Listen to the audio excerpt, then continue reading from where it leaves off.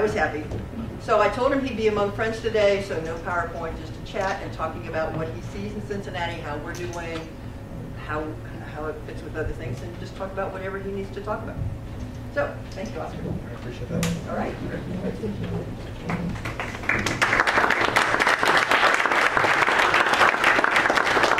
You guys want to premiere the food, I don't know. So I appreciate you guys. As Russ and many of you guys know, spend most of my time behind the desk trying to flesh out a number of different issues, but enjoy the time that I get out to meet people and the different organizations responsible for the growth here in Cincinnati. Very much was talking to Russ on the way here and suggesting, this is where the magic happens, right? And so I think what served me well in my career is that I don't pretend to know all the answers. And so the more engaging I can be has always helped me. So I hope that today we can facilitate a back and forth conversation so you guys can help me think in the right direction as we start to think about our investment strategies, as well as a number of different policies associated with housing and economic development.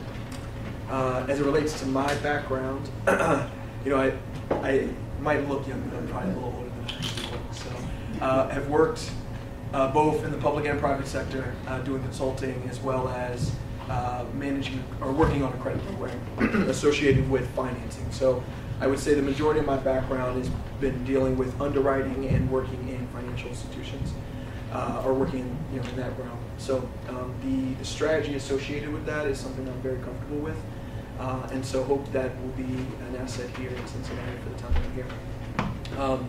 As it relates specifically to my background, I think you can look at it in two different buckets. I have done a lot of work with public-private partnerships associated with both real estate and infrastructure. And so hopefully here, as we ramp up on staffing, I want to plug the fact that we have a lot of open positions right now, so looking for good talent, and actually met with someone yesterday that's from Westwood, right? And was glowing about this neighborhood. So I won't say his name, but definitely a huge advocate for the neighborhood here. So, but as it relates to my experience directly, once again, both real estate and infrastructure. And so we're thinking through some strategic strategies on how we can leverage kind of our investment both from the infrastructure side, but to help neighborhoods grow. So, that's a little bit about me. Let me talk about the office and what we're trying to do with our team. So I think what I've been tasked with, both from the mayor and with Harry, is how do we think about our team a little bit more strategically, and how do they work? So, this is probably a bad characterization of the office, but I think through the different administrations, very much the teams that I'm managing, which is parking, housing and community development, economic development, and a few others, have been pulled together under namesake only. And so now we're going to start to take a deep dive on how these teams start to work together, right? And so I think that happens organically and over time, but we're going to start to think about how we can do an organizational structure that will think through that, right? And so I think, having Russ and Bill Fisher and a few others in the office is going to be instrumental in how we implement that strategy. So as it relates to kind of the culture and what I've been telling people as we start to talk about some of the challenges, very much are trying to institute a culture where we start with solutions versus a yes or no, you know what I mean? And so I think as we start to think about solutions, those solutions should come from people that are in this room. So sorry, I'll speak a louder so you guys can hear me in the back a little worse today. Yeah, but Joseph, are you getting sound well on the? Yeah. You picking up his voice well? Yeah. Okay. So I was suggesting that what we are trying to do is think through how we change the culture within our organization and start with solutions. And so, I think a chronic problem of most local government and the organizations that I've worked with is that we get so rigid in the fact that we have rules and policies that have been set and we've inherited that we don't think about how we can change those, right? So I'm very much having a lot of discussions on how we sit down and discuss, hey, just because we've done business this way, does it still make sense to do business that way? And so happy to have discussions related to how we change them, right? We obviously have to do what's in our best interest related to our financial standing and a few other things, our priorities set by administration, but I think within that we have a lot of freedom and flexibility in how we conduct business. So happy to have discussions about that. So that's a little bit about myself and kind of my platform associated with the office. Happy to do, I figured we'd do a bunch of Q&A and kind of you could flush out more thoughts about kind of my position and my thoughts on different things. So happy to discuss if you want to turn it over to questions. If there's any thoughts I'm willing to or would like to get my thoughts on. And I should have introduced Russell. I was sitting here recording, I'm sorry. I assumed everybody knew Everybody knows Russ, but he still deserves to be introduced. He's so key to housing and so key to so many projects that we're all working on. So thank you, Russ. Russ does a great job of keeping me in line. I think having Russ with his institutional knowledge as well as his understanding of the neighborhoods has been instrumental on some of the key initiatives with NOFA, Core 4, and a few other efforts that we're trying to do now currently. Compared to your perceived challenges when you came to the city, and now that you've gotten a chance to get more data and more information about what's really going on, have those perceptions of what you thought was the case changed from what you're finding the realities to be?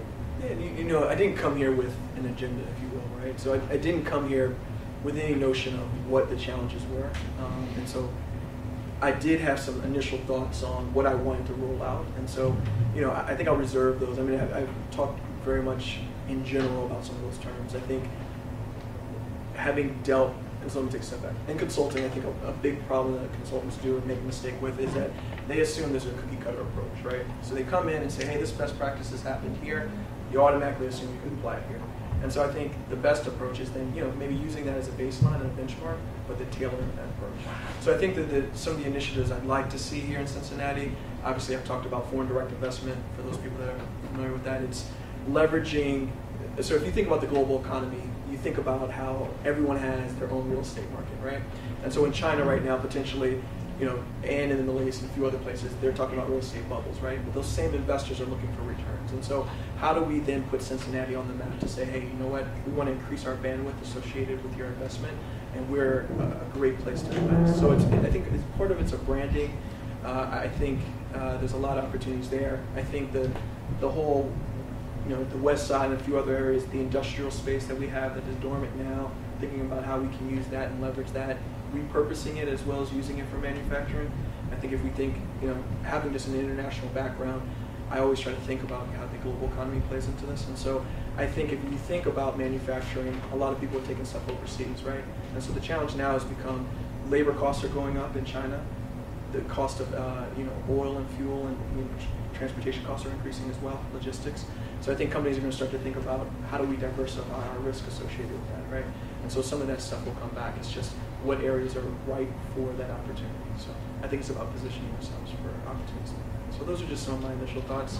I think what I've been pleasantly surprised with, coming to your point, is the activity in the neighborhoods. And I think for a city this size, I was pleasantly surprised to see all the activity that's going on in the neighborhoods and how well thought out some of that has happened. So I think that's probably a tribute to most of the people in this room. So I think what I would like to do with Russ's help and the rest of the team is just push that forward, right? So those communities and neighborhoods that don't have plans in place or haven't really had the level of sophistication as some of the other ones, it's how do we work together? And I'm sure that that's a platform you guys have been dealing with for a number of years. Any other questions? Just one question. Sure. Considering each community is somewhat different, our strategy is to redevelopment economically, also better life for the folks that live in those communities. What will your role be in dealing directly with each community? Yeah, no, it's good. Currently, although my schedule is really constrained now because just trying to deal with a lot of issues and challenges right now, but as I look across this crowd, there's a lot of familiar faces, and that's as a result of us trying to be accessible to everybody in the community. I'm of the belief, and I think Harry as well as the mayor are of the same belief that access shouldn't be as a result of the money that you have in your pocket, right? And so I think that we're going to continue to push that forward. And we're making some changes so that everyone has the same ability and access associated with that. To your bigger question, I think having worked in cities like Atlanta and DC and others, it's really when you have a diverse community and everyone is doing well, when you see real growth, right? And so I think as people realize that, they'll understand that there needs to be this synergy amongst neighborhoods and different diversities among them. I don't know if that answers your question. That's good. Any other questions? Can you talk a little bit about some of the things that you did in some of the other cities that you've worked? Oh, yeah. Yeah, that's something that you can think of that, you saw happen there that you think possibly could happen here. Yeah, so let me think through this. Well, let me just give you a little bit more background about myself. And so I kind of pride myself on the fact I've lived a lot of places.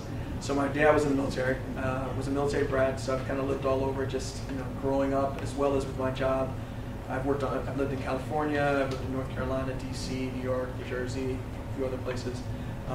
And so having the ability to grow as a child as well as a young adult and a professional, and to see how cities grow is just something that's fascinating to me. And you know, one of my personal habits, what I do with my wife, is we travel to other cities. So just recently we got back from Kenya, and so I think you can't just look at the larger cities too, right? As smaller developing countries and cities grow, there's a lot of opportunity for innovation there, right? So I think you need to look at the gamut.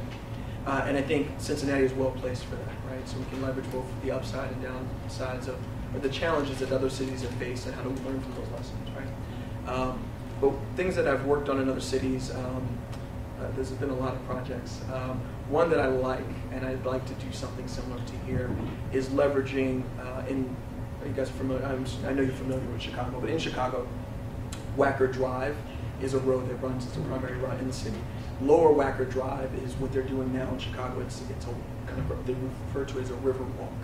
And so what the city did there, and Ron Emanuel's team did, was they leverage transportation funds to build out that infrastructure so that they can incentivize developers to do vertical construction related to real estate. And so they borrowed those funds at Treasury's rates, which is well below market. So rates now are around 3% at Treasuries, whereas if you were to go get commercial loan, it'd be about 5%. So in addition to that, you couple that with a 35-year term, you potentially have a huge savings associated with the cost of capital. And so I think we can leverage, different projects associated with large infrastructure spending, so that we can start to offset the costs associated with doing business for larger developers here in the city. So that I don't know how that translates necessarily to neighborhoods, but maybe some of the commercial stuff does. Definitely.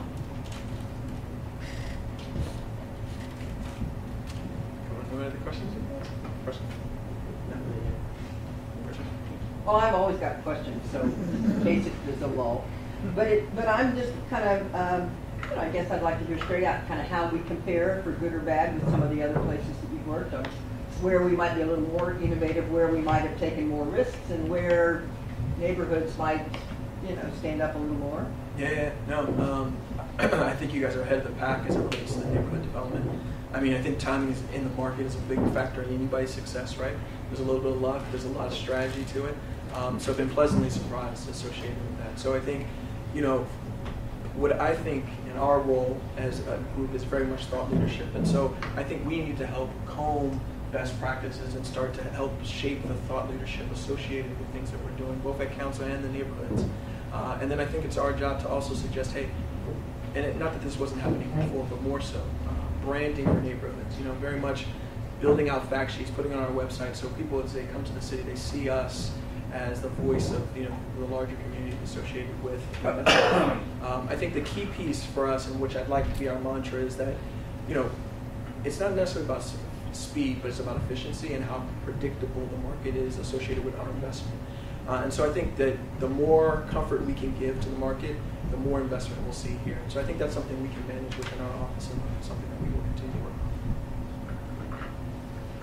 Yeah, I was glad to hear you say you were going to do more integration, because in my experience of working in the city, we have the tendency, you're working with this person and they don't even know that this is going on. And so, at least I know most of us have been in neighborhoods where maybe a city housing department actually put money in, and somebody else is coming in and saying, let's tear it down. Yep. And, so over the years, I'm glad to see that. And I really feel strongly that, particularly in our lower income working communities, there is a need to think about the larger holistic effort that includes housing, includes economic development. And I don't know if you've got any examples of that you've seen over your work in the past, and any thoughts on it. Yeah, so let me make sure I understand. So a project where potentially there's ED and commercial aspects, but also housing. Yeah, I mean, I think planned developments across the country that, whether it's DC, Columbia, Maryland, I didn't necessarily work on some of the Columbia, Maryland stuff, but I think, having an individual that can speak to both the economic development and the housing aspects, and potentially with the synergy associated with parking. Parking's a big part of the infrastructure ask for some of these larger developments. Maybe not knowing all the details associated with those programs, but enough to say, hey, have we thought about this? will go a long way on how we think smarter about our projects.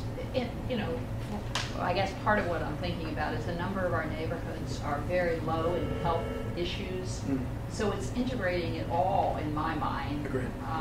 Looking at the educational pieces and how do we put, you know, the city government's involved in almost every one of those kinds of things. How do we put all of it in the room together and make sure we end up with a quality program across the board instead of, you know, doing little silo things? Totally agree.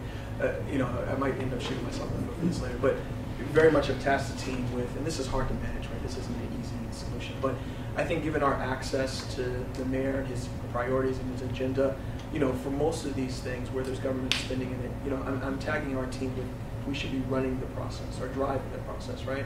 Because I think on a regular basis, just because of the nature of my position,